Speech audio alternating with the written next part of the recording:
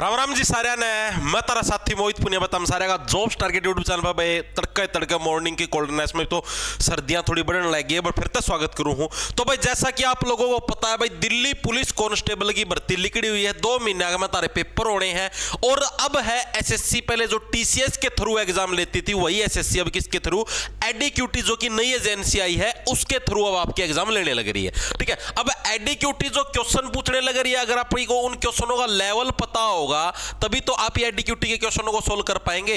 आप इन्हें एडीक्यूटी के जो फेज 13 के जो लेवल के जो क्वेश्चन थे वो आप इन्हें कर लिए। फेज 13 क्या होता है, इसके अंदर 3 लेवल के एग्जाम होते हैं, 10th 12th और ग्रेजुएशन। ये भी एसएससी ही कंडक्ट करवाते, तीनों आप ही कर चुके कंप्लीट। आप इस स्टेनो लेवल के जो क्वेश्चन है आप इन्हें वो क्वेश्चन भी कर लिए। अब आप ही है सीजीएल लेवल के क्वेश्चन है वो करने लग रहे हैं, जिसके अंदर हमारी 2 क्लासें हो चुकी हैं। आपको जैसे आप अपने चैनल को सब्सक्राइब करोगे, दिल्ली पुलिस जीके के नाम से जो प्लेलिस्ट उसके अंदर जाओगे तो उधर आपको दिख जाएंगे क्लास से। ठीक है, आज हमारी इसकी तीसरे नंबर की क्लास है जिसके अंदर आपको सीजीएल के लेवल के क्वेश्चन आपको देखने को मिलेंगे। ठीक है, तो स्टार्ट करते हैं, आ जाओ फटाफट से। पूरी एक्सप्लेनेशन के साथ पूरे मजे के साथ आप क्लास शुरू करेंगे। ठीक है, और क्लास खत्म होने के बाद कमेंट करके ये चीज जरूर बता देना क्लास आपको कैसी लगी और इसी टाइप के क्वेश्चन आपको और भी चाहिए या नहीं चाहिए, सारी चीजें आप लोग कमेंट करके बता देना। और इसके अंदर अगर मुझे कुछ सुधार करना हो समझाने के अंदर, क्वेश्चनों के अंदर या किसी और चीज के अंदर, तो वो भी आप कमेंट करके जरूर बता देना। ठीक है भाई, स्टार्ट करते। पहला प्रश्न देखो क्या है, भक्ति परंपरा में पूजा के कौन से 2 व्यापक प्रकारों का उल्लेख किया गया है। बड़ा ही एक अच्छे लेवल का प्रश्न है, नॉर्मल जीके का प्रश्न है, ये आपको किसी बुक के अंदर देखने को नहीं मिलेगा। ये एक नॉर्मल जनरल नॉलेज का प्रश्न है जो कि पूछा गया है। तो जो भक्ति परंपरा यानी जैसे मान लो आप भक्त हो, अब कुछ लोग अंधभक्त भी होते हैं लेकिन अंधभक्तों की बात नहीं करने लगे, नॉर्मल भक्त हो। जैसे मान लिया भक्त तो सभी टाइप के होते हैं। अब जैसे अब ये थोड़े ना, जैसे मान लिया अब एक व्यक्ति इधर खड़ा है, एक मैं खड़ा हूं। मैं ये मानता हूं, मेरा पर्सनल ओपिनियन है भाई, कि भाई अगर आप कर्म अच्छे करते हो तो भगवान खुश रहे। ठीक है, और एक व्यक्ति उसका मानना ये है कि डेली मंदिर में जाओ, डेली पूजा करो, डेली भगवान के आगे हाथ जोड़ के खड़े हो जाओ, भगवान मुझे ये दे दो, भगवान मुझे वो दे दो, मेहनत कुछ करनी नहीं। एक वो व्यक्ति है। अब भगवान के अंदर विश्वास तो दोनों का है, मेरा भी है उस व्यक्ति का भी है, लेकिन हम दोनों में फर्क है। ठीक है, उसका विश्वास ये कि भगवान के आगे अगर हाथ जोड़ोगे तो भगवान आपको चीजें देगा। मेरा विश्वास ये है कि अगर आप अच्छे कर्म करेंगे, ठीक है, लोगों के साथ अच्छा व्यवहार करेंगे, किसी की आत्मा को दुख दुख नहीं देंगे तो भगवान खुश है। ठीक है, जो आप भी नहीं चाहेंगे भगवान अपने को वो भी अच्छी अच्छी चीजें प्रोवाइड करें, मेरा पर्सनल ये ओपिनियन। तो इसी टाइप से आपकी जो जो जनरल जो आपका समाज है या जो साइंस है उन्होंने भी 2 चीजें मानी है कि भक्ति आपकी 2 टाइप से होती है, एक तो सगुण और एक निर्गुण। ये इसका ऑप्शन नंबर बी आपका करेक्ट है। सगुण का मतलब क्या होता है, जो कि ईश्वर के रूप की पूजा करते हैं। सगुण कौन से होते हैं, जो कि ईश्वर के रूप की पूजा करते हैं। रूप की पूजा कैसे, जैसे कि मूर्ति पूजा होती है, भगवान के मंदिर में जाओ, हाथ जोड़ के ऐसे करो कि भगवान जी हमें ये चीज दे दो, यानी ईश्वर के जो रूप की पूजा करें। उदाहरण के लिए जो आपकी मूर्ति पूजा है, मंदिरों के अंदर जो पूजा होती है, सगुण है आपकी। ठीक है, बस सगुण भक्ति है। एक निर्गुण वो होती है कि हाँ भाई हम मानते हैं कि भगवान है, लेकिन हम मंदिर में जाके पूजा करने के बजाय हम इस चीज को मानते हैं कि भाई अच्छे कर्म करो। ठीक है, चीजें समझ में आई, यानी कि ईश्वर को कोई आकार नहीं देने लग रहे कि हाँ भाई ये मूर्ति, इस मूर्ति के अंदर ईश्वर है, नहीं, ये ऐसे मान रहे हाँ भगवान है, मन से मानो कि हाँ भाई भगवान है। ठीक है, मेहनत करेंगे तो भगवान हमारी हेल्प ऑटोमेटिक करेगा। ओके, ठीक है, तो यानी कि निर्गुण कौन से हो गए, जो भगवान कि किसी आकार में विश्वास नहीं रखते। भाई भगवान की मूर्ति तो भगवान इसी मूर्ति के अंदर है, जो भगवान के किसी आकार में विश्वास नहीं रखते, आकार में विश्वास नहीं रखते, मतलब मन से भगवान को मानते हैं। यार आप लोग खुद सोच लो, अब आगे आने वाली जनरेशन है वो थोड़ी मेरे हिसाब से ठीक होएगी। अभी जैसे देखते हैं आप, यमुना नदी है, गंगा नदी है, इनको भगवान मानते हैं लोग। गंगा नदी माता है, यमुना नदी माता है, एक तरीके से भगवान का दर्जा देते हैं। और फिर भी नदियों का बुरा हाल, हर कोई ले राख चढ़ा दी नदी के अंदर। ठीक है, फूलों की माला नदी के अंदर, अस्थियां नदी के अंदर, ठीक है, दीवे नदी के अंदर, गणेश जी की मूर्ति नदी के अंदर, भगवान शिव की मूर्ति नदी के अंदर, सब चली गई चीजों को डालते रहो नदी के अंदर, डालते रहो नदी के अंदर। फिर बोलते प्रदूषण हो गया, प्रदूषण ही होगा और क्या होगा भाई, इतनी तो कॉमन सेंस रखो। अब नदी के अंदर से आप लोग देखते हो, वीडियो भी देखते हो, आपने नारियल बहा दिया नदी के अंदर, वहां पर एक व्यक्ति उस नारियल से रोजगार चलाने लग रहा है। मैं तो तुम जितने पढ़े लिखे उनसे ज्यादा उसको समझदार मानता हूं। मैं वहां से नारियल चुक चुक के उसको बेच के अपनी आमदनी करने लगे रहे, उसने दिमाग का सही यूज कराया। लेकिन तुम तो नदी का मठ मारने लग रहे हो भाई। दूसरे देश हैं जो कि नदियों को भगवान नहीं मानते, उनकी नदियां देखो कितने साफ है। एक वीडियो भी आई हुई थी, उसके अंदर लंदन के अंदर एक व्यक्ति जैसे अपने यहाँ पर भगवान गणेश की मूर्ति को पानी के अंदर विसर्जित करते वहां पर करने लग गया था एक जना। वहां की सरकार ने जुर्माना लगाया, ऊपर से ये और धमकी दी कि 3 साल तक जेल में गेड़ देंगे आड़े की नदियां दी खराब करा दो। ठीक है, थोड़ा थोड़ा सोचा करो, प्रैक्टिकल इंसान बनो। आगे चले, अगला देखो गला क्या हमारा। हॉकी खिलाड़ी सटिक के केवल सपाट या फिर बाएं भाग का ही उपयोग क्यों कर सकते हैं? ये भी आपका एज इट इज अभी पूछा गया। जैसे आपने हॉकी की डंडी देखी है? हाँ जी देखिए जी, बचपन में जब हम बदमाश थे तब खूब डंडियों का प्रयोग कराया है। ठीक है, जमाने के अंदर पुलिस करती तुम पे डंडियों पर। अब ये हॉकी की स्टिक होती, डंडी होती है। अब इसका जो ये लेफ्ट वाला हिस्सा ना, ये वाला जो हिस्सा है, आप ऐसे ऐसे खेलते हो कि इसी का प्रयोग करते। कभी भी ये राइट साइड वाला हिस्सा है, इसका प्रयोग नहीं किया जाता। ऐसा क्यों होता है? क्योंकि ये जो लेफ्ट वाला हिस्सा होता है ना, ये सपाट होता है, सपाट ऐसे प्लेन होता है। और जो राइट साइड वाला हिस्सा यानी दाएं हाथ वाला हिस्सा होता है, वो थोड़ा ऐसे गोलाई में होता है। तो ये जो लेफ्ट वाला हिस्सा जो कि सपाट है ना, इससे क्या होता है, मतलब कि बिना बात की जैसे गोलाई के ऊपर थोड़ी बहुत बॉल टकराएगी तो टकरा के उछल जाएगी। लेकिन जो सपाट हिस्सा, प्लेन हिस्सा, इसके ऊपर टकरा के क्या है, बॉल के अंदर इतना उछाल नहीं आता। ठीक है, तो ऑप्शन नंबर हमारा सी करेक्ट हो जाए। असमान उछाल को रोकता है, एक समान पलटाव सुनिश्चित करता है। यानी एक ही तरफ क्या है आपकी बॉल रह जाएगी, दूसरी तरफ उछल के नहीं जाएगी। आप देखो कितने डीपली प्रश्न पूछने लग रही है भाई एडीक्यूटी। आप लोग इस चीज को समझो। आप जो मोटा मोटा करके जाने लग रहे हो ना, इस लेवल के प्रश्न नहीं आने लग रहे। ठीक है, अब हॉकी से रिलेटेड कुछ फैक्ट जो कि प्रीवियस ईयर के अंदर बहुत बार पूछे गए हैं कि हॉकी के अंदर भारतीय हॉकी टीम ने फर्स्ट गोल्ड मेडल ओलंपिक के अंदर कब जीता था? ठीक है, बहुत बार पूछा जाता। तो भारत की जो हॉकी टीम है उसने फर्स्ट गोल्ड मेडल 1928 के जो ओलंपिक हुए थे एम्स्टर्डम स्टेडियम के अंदर, एम्स्टर्डम स्टेडियम के अंदर भाई, तो एम्स्टर्डम जो ओलंपिक थे, ठीक है, इनके अंदर अपने ने पहली बार गोल्ड मेडल जीता था हॉकी के अंदर। अभी तक भारतीय टीम ने टोटल कितने, टोटल भाई 8 गोल्ड मेडल जीत चुकी है। टोटल कितने, 8 गोल्ड मेडल भारतीय टीम जीत चुकी है। हॉकी के अंदर टोटल खिलाड़ी कितने होते हैं? तो टोटल हमको कितने, 11 खिलाड़ी देखने को मिलते हैं। इसके अंदर एक आपका गोलकीपर होता है, बाकी 10 खिलाड़ी आपके मैदान के ऊपर खेलते हैं। ठीक है जी, ये चीजें भी समझ में आ गई। हॉकी का जादूगर किसको बोला जाता है? तो मेजर ध्यानचंद को क्या है, मेजर ध्यानचंद को हॉकी का जादूगर बोला जाता है। और जैसे आपने सुना होगा पहले राजीव गांधी खेल रत्न पुरस्कार दिया था, अब उसका नाम क्या रख दिया, मेजर ध्यानचंद खेल रत्न पुरस्कार है रख दिया गया। ध्यानचंद को क्या है, हॉकी का जादूगर बोला जाता है भाई, हॉकी का जादूगर इनको बोला जाता है। ठीक है जी, ये चीज भी समझ के अंदर आ गई। अगली चीज क्या है, हॉकी का गेम टोटल कितने मिनट का होता है, ये भी प्रश्न पूछ सकता है। तो टोटल आपको कितना, टोटल 60 मिनट का आपको गेम देखने को मिलता है, जिसके अंदर 15-15 मिनट के आपको 4 राउंड देखने को मिलते हैं। 4 राउंड फायर करे जाते हैं 15-15 मिनट के। ठीक है, 15 मिनट का गेम हो गया, फिर सिट्टी बजा के 1 मिनट का रेस्ट, फिर 15 मिनट का गेम, फिर सिट्टी बजा के 1 मिनट का रेस्ट। ठीक है, और इसका हॉकी का जो वर्ल्ड कप है क्रिकेट की तरह ही हर 4 साल के अंदर क्या है, इसका आपका वर्ल्ड कप होता है। ठीक है, हर 4 साल में वर्ल्ड कप होता है। लास्ट वर्ल्ड कप कब हुआ था आपका, लास्ट वर्ल्ड कप हुआ था 2023 के अंदर, और भारत के अंदर इसका आयोजन किया गया था। और ये वर्ल्ड कप भारत के अंदर कहां पर होता है, ओडिशा के अंदर जो भुवनेश्वर नाम की जगह है, वहां पर ये हमारा जो लास्ट यानी जो रिसेंटली वर्ल्ड कप है वो आपका कंडक्ट हुआ था।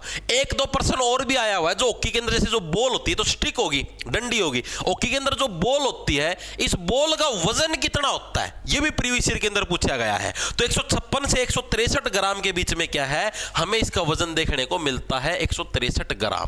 ठीक, इसको याद कैसे रखोगे, मैं हॉकी की जो स्टिक है ना, स्टिक से ज्यादा तो बॉल के अगर शॉट मार देना और बॉल कहीं पे लग जाए तो वो बॉल के अपना निशान छाप देती है, यानी 156 का मतलब छापना, इस तरीके से याद रख सकते हो। 1928, अब हॉकी आपको और नहीं करवाएगा वेट, क्योंकि उसने दे दिया आपको गोल्ड मेडल। 1928 के अंदर पहला गोल्ड मेडल, बॉल की आपका ग्राम 156 ग्राम। ठीक है, एम्स्टर्डम ओलंपिक के अंदर टोटल 8 गोल्ड मेडल हम लोग जीत चुके, टोटल 11 खिलाड़ी, मेजर ध्यानचंद को हॉकी का जादूगर, टोटल 60 मिनट का गेम, और हर 4 साल में वर्ल्ड कप, और लास्ट का हुआ था 2023 के अंदर। चीजें हर एक साथी को क्लियर है भाई, बिल्कुल ये चीजें डीपली पढ़ोगे तभी काम चलेगा भाई।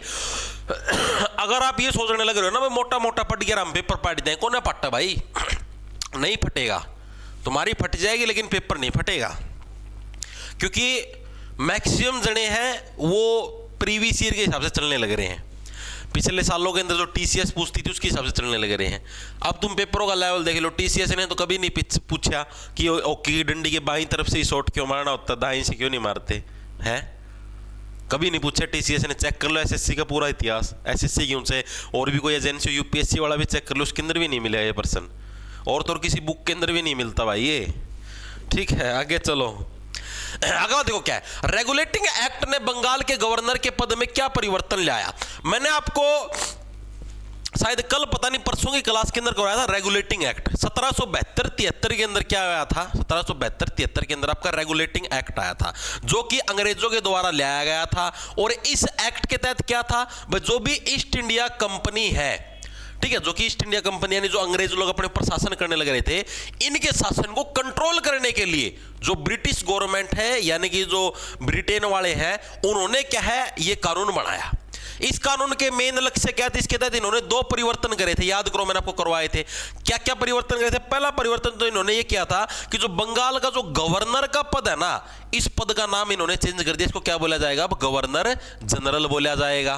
हाँ जी, ये चीज आपने करवाई थी। और दूसरा इन्होंने क्या किया था, 1774 के अंदर क्या है, एक सुप्रीम कोर्ट की स्थापना करी थी। कहां पर करी थी जी, बंगाल के कलकत्ता के अंदर करी थी। ठीक है, ये 2 चीजों की इन्होंने स्थापना करी थी। और इन्होंने क्या बोला कि भाई जो आपकी सरकार है वो अलग चलेगी और जो आपकी न्यायपालिका है वो अलग चलेगी। यानी कि पहले क्या होता, पहले ये जो गवर्नर जनरल है ये न्यायपालिका का काम कराया करता, ठीक है, यानी जुडिशरी का काम कराया करता, और यही आपका सरकार का काम करता था। ये इन्होंने मेन चेंज किए थे। तो अब ऑप्शन देखो क्या है, उनकी भूमिका को 4 सदस्यों की परिषद के साथ गवर्नर जनरल तक बढ़ा दिया गया। पहले इनको क्या बोला था, ओनली गवर्नर, और उसके बाद इनको गवर्नर जनरल की पोस्ट तक बढ़ा दिया गया। अब आपसे मैं 3-4 प्रश्न पूछता हूं, आपको आंसर बताने हैं। बंगाल का, ये बंगाल की बात होने लग रही है, आपको कमेंट के अंदर बताना है। ये बंगाल का फर्स्ट गवर्नर कौन था, ठीक है, उसके बाद फर्स्ट गवर्नर जनरल कौन था, गवर्नर जनरल कौन था, ये बात होने लगी किसकी, बंगाल की। ये दोनों प्रश्न बंगाल से रिलेटेड है, ठीक है जी। उसके बाद आती है भारत की बात। भारत का फर्स्ट गवर्नर कौन था, गवर्नर जनरल, सॉरी, भारत का फर्स्ट गवर्नर जनरल कौन था। और फिर भारत का प्रथम वॉइसरॉय कौन था, वॉइसरॉय। ठीक है, ये आपके 4 क्वेश्चन है जो कि आपको कमेंट बॉक्स के अंदर कमेंट करके बताने हैं, ठीक है। और जिसका कमेंट सबसे अच्छे तरीके से विस्तार पूर्वक लिखा हुआ मिलेगा बंगाल की और भारत की इनके बारे में, ठीक है, उसको भाई एक बढ़िया सा इनाम दिया जाएगा, ठीक है। आगे चलो चलो जी, अगला प्रश्न देखो क्या है। 1960 के रोम ओलंपिक में मिल्खा सिंह ने डैश के समय के साथ पुरुषों की, यहां पर डैश आएगा, डैश लगाना भूलिए, ये डैश के समय के साथ पुरुषों की 400 मीटर दौड़ में चौथा स्थान प्राप्त करके भारतीय रिकॉर्ड बनाया। यह रिकॉर्ड 1984 तक कायम रहा, रिक्त स्थान बने। देखो क्या चीज है, 1960 के अंदर रोम के अंदर ओलंपिक गेम हुए थे, और मिल्खा सिंह को तो आपको सब जानते ही हो, वह बहुत फास्ट दौड़ते थे, जमानो 44 स्पीड थी। तो इन्होंने क्या है, डैश के समय में, डैश के समय मतलब कितनी सेकंड के समय के अंदर है, इन्होंने 400 मीटर की दौड़ में 4th रैंक हासिल कराया था, ठीक है। मात्र 0.1 सेकंड से रह गए थे, 0.1 सेकंड से ये रह गए थे, वरना 3rd मेडल तो इनका आ ही जाता, ठीक है। और यह रिकॉर्ड 1984 तक रहा, और 1984 में रिकॉर्ड किसने तोड़ा, इसके ऊपर अभी चर्चा करेंगे। पहली चीज तो जो प्रश्न पूछा गया इसके हिसाब से 4 ऑप्शन गलत है, ठीक है, लेकिन आप इनको एग्जैक्टली गलत नहीं बता सकते, क्योंकि इन्होंने थोड़ा थोड़ा मतलब लगभग उसके आसपास बताया, तो ये इसको ठीक मान सकते हैं, लेकिन एग्जैक्टली ये ठीक नहीं है। एग्जैक्टली ये आएगा कितना, 45.73 सेकंड, ठीक है। और अगर आपको लिखना भी था तो ये 45.6 की बजाय 45.73 या फिर 45.7 लिखाना चाहिए था, ठीक है। 6 तो कहीं से रिलेट नहीं करता। अब इससे एक डिफरेंस क्या आएगा, अब इन्होंने ये चीज भी दे दी 1984 वाली, इससे डिफरेंस क्या है, इससे डिफरेंस आएगा। अब 1984 के अंदर ये रिकॉर्ड किसने तोड़ा, जो मिल्खा सिंह से भी तेज भाग गया, वो व्यक्तित्व कौन था, वो व्यक्तित्व था कुंवरजीत सिंह, ठीक है। कौन था, कुंवरजीत सिंह। कुंवरजीत सिंह ने क्या भाई 1984 के अंदर जब ओलंपिक हुए, उन ओलंपिक के अंदर ये जो आपका मिल्खा सिंह का रिकॉर्ड था इसको तोड़ दिया 3 सेकंड से। ये 45.70 सेकंड के अंदर है, यही 400 मीटर की दौड़ है, पार कर गए। अब आप खुद बताओ, अब इन्होंने ये चीज दे रखी 1984, तो उसके हिसाब से तो भाई आंसर के अंदर आपका ये चीज देनी चाहिए थी। मान रहे हो इस बात को, 45.6 है। वैसे देखो जो है क्वेश्चन पूछा गया उसके हिसाब से ये सही है, लेकिन वैसे बताने लगे मेरे हिसाब से ये चीज ऐसे गलत है। यहां पर 45.73 है एग्जैक्ट, और कुंवरजीत सिंह ने 3 सेकंड से है मतलब मिल्खा सिंह का ये रिकॉर्ड तोड़ने का काम किया था 1984 के अंदर। इस चीज को लिख लेना, हो सकता है आपसे इन फ्यूचर पूछ ले भाई मिल्खा सिंह का रिकॉर्ड किसने तोड़ा 1984 के अंदर, पूछ ले, क्योंकि इसी टाइप के डीपली प्रश्न पूछने लग रहा है। तो याद रखना कुंवरजीत सिंह के द्वारा तोड़ा गया था और 45.73 सेकंड किसका था, मिल्खा सिंह का था। ठीक है, याद रह जाएगा, बेसिक सी चीज है। ऐसे लोग कुंवर साहब, कुंवर कौन होता, जो भी कुंवारा है यानी जो भी जवान है। कुंवारा यानी कि अभी जिसकी शादी नहीं हुई है, और जिसकी अभी शादी नहीं, सीधी सी बात है, अभी पूरा जोर है शरीर के अंदर, ठीक है, किसी का भी रिकॉर्ड तोड़ सकता है। और जिसकी शादी हो जाती है उसका सीधी बात है जोर तो सारा लिकड़ ले है, रिकॉर्ड करता टूटेंगे बेचारा वह है। ठीक है, इस तरीके से कुंवरजीत सिंह ने इनका रिकॉर्ड तोड़ा था 3 सेकंड से। आगे चलते हैं। किस प्रकार की भूवैज्ञानिक संरचना में गोर्ज सबसे अधिक विकसित होते हैं? गोर्ज क्या चीज है, ये मैंने आपको ज्योग्राफी के अंदर पढ़ाया था। गोर्ज होती क्या चीज है, गोर्ज हम आपको समझाता हूं। जैसे मान लीजिए आपका पहाड़ है, ठीक है, तुम्हारे वाला पहाड़ नहीं है, वैसे पहाड़ है, इसके ऊपर से नदी आने लग रही है, कोई भी नदी। अभी ऐसे नदी का तेज बहाव आता है ना, यहां पर मान लो मिट्टी है, अभी मिट्टी के अंदर क्या इस मिट्टी को काटता हुआ चलता है नदी का तेज पानी इस मिट्टी को काटता हुआ चलेगा। अब कई जगह क्या है, ये मिट्टी को इतना डूंगा काट देता है कि यहां पर एक बहुत मतलब गहरा एक खड्डा बन जाता है मिट्टी का, ठीक है। उस खड्डे के अंदर मतलब पानी से एक बहुत गहरा खड्डा बन जाता है, जैसे पूरा तालाब टाइप बन गया, आप उसके अंदर से नहा भी लो, ठीक है। और फिर यहाँ पर ऐसे आगे मान लो कुछ आ गया, चट्टान आ गई, फिर यहाँ से एक कट मार दिया, ठीक है। फिर यहाँ पर आ गया मतलब एक कठोर चट्टान आ गई, मतलब जब भी बीच में कठोर चट्टान आओगी वहीं से कट मार देगा। यहाँ पर एक चट्टान आ गई तो यहाँ से एक कट मार दिया, ठीक है। यानी इस तरीके के ये जो संरचनाएं होती है इसी को गोर्ज बोलते हैं। गोर्ज समझ में आया? किसको बोलेंगे गोर्ज, किसको बोलेंगे भाई? जो भी तेज गति वाली जो पानी है, जो तेज गति वाला पानी है, जब भी पहाड़ से आता है और वो जब जमीन के ऊपर आता है तो जमीन के अंदर जब भी वो ऐसे मिट्टी को काटते हुए कट बनाता हुआ चलता है कठोर चट्टानों के पास से, उसको हम लोग क्या बोलते हैं? उसको गोर्ज बोलते हैं। इन चट्टानों को गोर्ज नहीं बोलेंगे, ये जो कट मारने लग रहे हैं, गहरे गहरे खड्डे बनाने लग रहे हैं, ऐसे ऐसे गोल गोल रास्ता बदलने लग रहा है, इस प्रोसेस को गोर्ज बोलते हैं। चीजें समझ में आई या नहीं आई? आगे जी समझ में, ठीक है। अब पूछा गया भाई किस प्रकार की भूवैज्ञानिक संरचना में गोर्ज सबसे अधिक, गोर्ज सबसे ज्यादा कहां पर बनेंगे? जहां पर ज्यादा चट्टान होंगी। अब चट्टान होगी नहीं तो पानी तो सीधा आ जाएगा, ठीक है, काहे को ये कट मारने की जरूरत है? अब यहां पर मान लो बीच में चट्टान आ गई तभी तो एक कट मार के यहां पर जाएगा, ठीक है। यहां पर चट्टान आ गई फिर कट मार के यहां पर आ गया, ठीक है, तभी तो ये गहरे खड्डे बनने लग रहे हैं। तो कहां पर? जहां पर कठोर चट्टानें होती है ना, वहीं पर आपके गोर्ज बनते हैं, ठीक है। अब 2 टाइप के गोर्ज हैं जिनके नाम एग्जामिनर मल्टीपल टाइम पूछता है। एक तो गंगा नदी के द्वारा एक गोर्ज बनता है, ठीक है। एक तो क्या है, गंगा नदी एक गोर्ज बनाती है, और एक आपकी जो ब्रह्मपुत्र नदी है, ब्रह्मपुत्र नदी कहां पर बहती है भाई? बताया कोई साथी? ये भी एक गोर्ज बनाती है। इनके गोर्जों के नाम पूछे गए बकायदा पिछले सालों के अंदर। जो गंगा नदी जो गोर्ज बनाती है उसका नाम है भागीरथी गोर्ज, जो कि कहां पर है? उत्तराखंड के अंदर है। इसको क्या बोला गया है? भागीरथी गोर्ज। और ये आपको कहां पर देखने को मिलता है? यूके, उत्तराखंड। जिंदगी होगी झंड, हाथ में क्या दे दूं? खंड। खंड का मतलब पत्थर का टुकड़ा, ठीक है। चीजें समझ में आई? सेकंड हमारा ब्रह्मपुत्र नदी। ब्रह्मपुत्र नदी कौन सा? यारलुंग सांगपो। क्या है? यारलुंग सांगपो। सांगपो गोर्ज बनाने का काम करती कौन सी? ब्रह्मपुत्र नदी। चीजें समझ में आई? और ये यारलुंग सांगपो गोर्ज है कहां पर?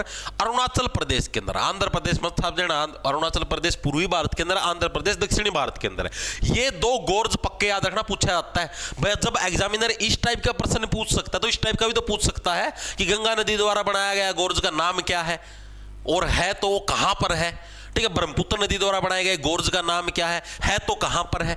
अब इसको याद करते हो, गंगा नदी क्या है? भागते हुए चलती है, ठीक है। भागती हुई चलेगी तो गोर्ज तो बनते हुए जाएंगे, यानी भागीरथी गोर्ज उत्तराखंड के अंदर है। ब्रह्मपुत्र नदी यारलुंग, ठीक है, इससे डायरेक्ट याद रखना पड़ेगा। आगे चले, अगला देखो अगला क्या हमारे पास। 2001 से 11 के बीच किस भारतीय राज्य में नकारात्मक जनसंख्या वृद्धि दर्ज की गई? बड़ा अच्छा प्रश्न है, बड़ा ही प्यारा है। पॉपुलेशन से रिलेटेड, जनगणना से रिलेटेड मैं आपको बहुत प्रश्न करवा चुका हूं। 2011 के अंदर अपनी अभी लास्ट वाली रिसेंटली जनगणना हुई थी। कौन से नंबर की जनगणना थी? 15वें नंबर की जनगणना थी। इससे पहले हमारी क्या है 14 जनगणनाएं हो चुकी थी, ठीक है। पहली जनगणना कब हुई? 1872 के अंदर हुई हमारी फर्स्ट जनगणना। फर्स्ट क्या थी? इर्रेगुलर थी, मतलब रेगुलर जनगणना नहीं थी, ठीक है। किसके टाइम पर हुई? मेयो उस टाइम भारत का वायसरॉय होता था, ठीक है जी। उसके बाद 1881 के अंदर हमारी क्या है, फर्स्ट रेगुलर जनगणना हुई। ये चीजें आपको पहले करवा चुका हूं, पहली रेगुलर जनगणना हुई। ये किसके टाइम पर, रिपन ने रिबन काटा था, ठीक है जी। जनगणना के अंदर और क्या चीज है, जनगणना 2011 का थीम क्या था, तो थीम क्या था, हमारी जनगणना हमारा भविष्य। हमारी जनगणना हमारा भविष्य किस डिपार्टमेंट के द्वारा करवाई जाती है। अब जनगणना के अंदर क्या लोग गिने जाते हैं, लोग कहां पर रहते हैं, घरों के अंदर रहते हैं, यानी कि गृह मंत्रालय के द्वारा क्या है, जनगणना आपकी करवाई जाती है, ठीक है जी। अब जो 2011 की जनगणना हुई थी उसकी आपको कुछ खास बातें याद रखनी जो कि एग्जामिनर आपसे पूछता है, ठीक है जी। पहली चीज तो 2011 की जनगणना के दौरान हमारी डेंसिटी कितनी थी, यानी जनसंख्या घनत्व कितना था। इसको हिंदी में क्या बोलते हैं, जनसंख्या घनत्व। भारत का जो जनसंख्या घनत्व था वो कितना था, तो कितना था, 382 व्यक्ति प्रति वर्ग किलोमीटर, ठीक है। यानी कि एक वर्ग जो किलोमीटर एरिया है, ठीक है, उस वर्ग किलोमीटर एरिया के अंदर 382 व्यक्ति रहते हैं। इसको याद करें, 82 का मतलब ब्याना, यानी हर एक वर्ग किलोमीटर के अंदर 82 लोग ब्याह गए, ठीक है। उन्होंने प्रजनन करके 82 लोग जन्म दिए। इस तरीके से आप लोग याद रख सकते हो, ठीक है जी। जो जनसंख्या घनत्व सबसे ज्यादा किस राज्य का है, जहां पर सबसे ज्यादा भीड़ होगी वहीं का जनसंख्या घनत्व सबसे ज्यादा, भीड़ सबसे ज्यादा कहां पर है, बिहार के अंदर है जी। सबसे कम जनसंख्या घनत्व कहां का है, अरुणाचल प्रदेश का है जी। और अरुणाचल प्रदेश का कितना है, ये डाटा पूछा गया बहुत बार, 17। बिहार वाला से बेशक भूल जाना, लेकिन ये पक्का है 17 पूछा गया। अरुणाचल प्रदेश का जनसंख्या घनत्व कितना था 2011 की जनगणना के अनुसार, तो कितना था, 17। हर बार पूछा जाता है, बहुत इंपॉर्टेंट है, ठीक है। अब बात करते हैं लिंगानुपात कितना था भारत का, बताओ लिंगानुपात कितना था, 943 हमारा लिंगानुपात था। बाल लिंगानुपात कितना था, 919 हमारा बाल लिंगानुपात था। इतनी बार करवा चुके, मेरा तो मुंह रटे गई है, ठीक है, ट्रिक की भी जरूरत को नहीं। 943 919, ठीक है। 943 हमारा सिंपल लिंगानुपात था। बाल लिंगानुपात पूछ ले 919 था, ठीक है। ये चीजें क्लियर हमारी होगी। सबसे अधिक जनसंख्या कहां पर थी, सबसे अधिक पॉपुलेशन कहां पर थी, और सबसे कम पॉपुलेशन कहां पर थी। तो सबसे अधिक पॉपुलेशन की बात करें तो आपकी कहां पर, यूपी के अंदर आपकी सबसे, यानी उत्तर प्रदेश के अंदर। और सबसे कम की बात करें तो कहां पर, सिक्किम के अंदर। सिक्के की वैल्यू क्या होती है, सबसे कम होती है, यानी कि पॉपुलेशन में वहां पर में सबसे कम मात्रा के अंदर देखने को मिलेगी। ये चीज भी आपको याद रखनी है। अब एक और प्रश्न एसएससी ने पिछले सालों के अंदर पूछा है, अब हमने ये चीज तो देख ली, सबसे अधिक जनसंख्या वाला जिला कौन सा था, राज्य हमने देख लिया, ठीक है, और जो सबसे कम वाला राज्य भी देख लिया, सारी चीज देख ली। अब सबसे अधिक पॉपुलेशन वाला जिला कौन सा है, तो जिला कौन सा, थाने। तो ये थाने कौन सा जी, बंबई से जो थाने के बीच में जो रेल चली थी ना, पहली रेल चली थी, कब चली थी, वही रेल है, ये वही जिला है जिसके अंदर सबसे ज्यादा मात्रा के अंदर पॉपुलेशन देखने मिलती है। जिला पूछ ले तो, ठीक है। ग्रामीण जनसंख्या टोटल कितने परसेंट थी, ये भी बहुत बार पूछा गया है, ठीक है। और शहरी जनसंख्या टोटल कितने परसेंट थी, ये भी बहुत बार पूछा गया है। तो ग्रामीण कितने, गांव के लोग के किसी भी चीज के ऊपर अड़ जाते हैं, नहीं भाई हमें तो हमारे गांव के अंदर ये चीज चाहिए ही चाहिए। अड़ने का मतलब हो गया 68, यानी कि 68.84% क्या थी आपकी ग्रामीण जनसंख्या थी। इस तरीके से याद रख लो। अब इस 100 के अंदर से 68.84 घटा दो, 10 में से 4 गया 6, 9 में से 8 गया 1, ठीक है, 9 में से 8 गया 1, और 9 में से गया 3, यानी 31.16% क्या आ गया आपकी शहरी जनसंख्या की। सिर्फ एक ग्रामीण वाली याद रख लेना, शहरी वाली ऑटोमेटिक हो जाएगी। चीजें समझ में आई या नहीं आई। अब पूछा गया 2011 से 11 के बीच में भारतीय राज्य में नकारात्मक, यानी एकमात्र ऐसा राज्य बताओ जहां पर पॉपुलेशन बढ़ने की बजाय घट गई हो, तो ऐसा कौन सा था, नागालैंड था। ऑप्शन नंबर सी करेक्ट हो जाए। याद कैसे रखोगे भाई, सीधी बात है, नागो की लैंड है, सांप ही सांप घूमने लग रहे हर जगह। किसी ने सब्सक्राइब कर दिया होगा, बेल आइकन दबा दिया, फेंक दिए होंगे, हो गया वो मोत्सु, ठीक है, मृत्यु को प्राप्त। नागालैंड के त्योहार हैं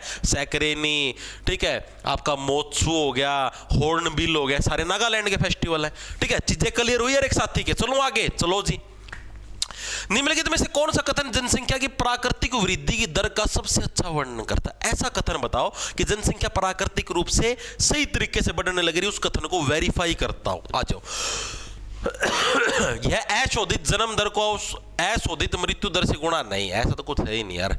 यह कार्यशील जनसंख्या और कुल जनसंख्या का अनुपात है, काम कितने करने लग रहे हैं और टोटल कितनी जनसंख्या, क्या इसका रेशियो है वो में जनसंख्या वृद्धि दर्शाता है, गलत है। दूसरा, यह जन्म दर और मृत्यु दर के बीच का अंतर, ये बिल्कुल सही है। जनसंख्या जो हमारी जनसंख्या प्राकृतिक रूप से बढ़ने लग रही है, इसको मतलब कौन सी चीज दर्शाएगी। अब जैसे मान लिया जनसंख्या बढ़ने कितने लग रही है और मृत्यु दर कितनी है, भाई कितने लोग मरने लग रहे हैं, इन दोनों के बीच का जो डिफरेंस है, इसी से तो पता लगेगा भाई हमारी जनसंख्या बढ़ने लग रही है घटने लग रही है, यही तो चीज दर्शाएगी। अब देखो यार सीधी बात है, जैसे मान लिया हर साल 100 व्यक्ति पैदा होने लग रहे हैं, ठीक है जी। और हर साल मान लिया 20 व्यक्ति मरने लग रहे हैं, ठीक है, तो इसका मतलब इन दोनों का डिफरेंस 80 आ गया, एक पॉजिटिव डिफरेंस, जिसका मतलब क्या जनसंख्या के अंदर वृद्धि होने लग रही है। अब मैं बोल दूं कि हर साल सिर्फ 20 ही व्यक्ति पैदा होने लग रहे हैं और मरने लग रहे हैं 40 व्यक्ति, डिफरेंस माइनस में आ गया, यानी जनसंख्या वृद्धि नहीं डाउन होने लग रही है, सीधी सी बात है, ठीक है। तो इसी के डिफरेंस को तो क्या दर्शाता है आपका, आपकी जो जनसंख्या की प्राकृतिक वृद्धि की दर है उसी को रिप्रेजेंट करने का काम ये करता है। चीजें समझ में आई हर एक साथी का? ऑप्शन नंबर सी हो जाएगा इसका करेक्ट भाई। आगे चलूं, चलो भाई।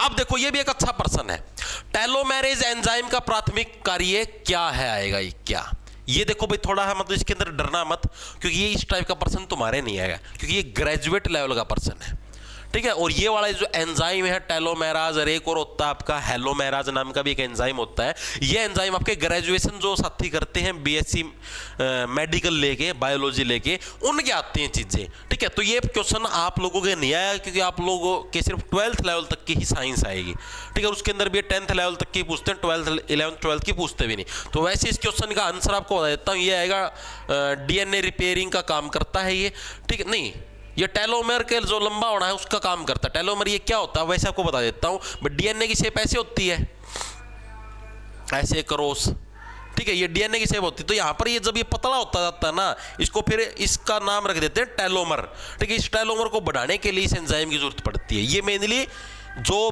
बीएससी मेडिकल के अंदर, जो बीएससी मेडिकल लेते हैं ना कि ग्रेजुएशन करते हैं, वहां पर जब बायोलॉजी होती है, उस बायोलॉजी के अंदर इस टाइप का प्रश्न पूछा जाता है, ठीक है। ये तुम्हारे नहीं आएगा तो टेंशन मत लेना, क्योंकि ग्रेजुएट लेवल का है ना भाई, ठीक है, तुम्हारे सिर्फ 12th लेवल तक की आएगी। तो ये साइंस का पर्सन, इसको बेशक स्किप कर देना, घबराना मत, ये क्या आएगा तुमको जो करनी है साइंस वो 10th लेवल तक की करो, 11th 12th के अंदर भी सबके पास साइंस नहीं होती। ओके चलो, निम्नलिखित में से किस आयोग ने केंद्र राज्य सहयोग को संस्थागत बनाने के लिए अंतर राज्य परिषद के लिए एक स्थायी सचिवालय की स्थापना की सिफारिश की थी? यह क्वेश्चन एसएससी ने इसका आंसर गलत दे रखा था भाई, जो आंसर की आई थी उसके अंदर इसका आंसर गलत दे रखा था। मेरे को नहीं पता बच्चों ने इसके ऊपर ऑब्जेक्शन लगाया या नहीं लगाया, लेकिन मैं आपको बता देता हूं ये क्या है। ये केंद्र राज्य सहयोग के लिए ये अंतर राज्य परिषद, ये क्या आपको बता देता हूं। जैसे आपके पास ये सेंट्रल गवर्नमेंट, सेंट्रल गवर्नमेंट को क्या बोलते हैं? केंद्र सरकार। यहां पर आपकी स्टेट गवर्नमेंट, स्टेट को क्या बोलते हैं? राज्य सरकार। ये होगी हमारी राज्य सरकार, ये होगी हमारी केंद्र सरकार, यानी सेंट्रल गवर्नमेंट, ठीक है।